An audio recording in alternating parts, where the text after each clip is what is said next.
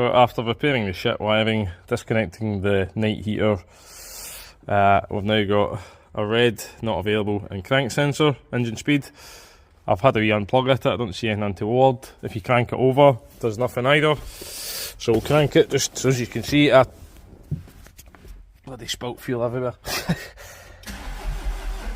So the battery's down, but obviously you can see we're not cranking anything, there's no data. So, next set of datas. Right, so everything will be going down there. So, we had quite a lot of stuff lit up in red before, but now I think all I've got is the crank one. Tempted to maybe put a crankshaft sensor on it. We'll not get any fault codes for it. We've not got any fault codes at all now. Now that we've fixed the wiring, we've absolutely no fault codes on it.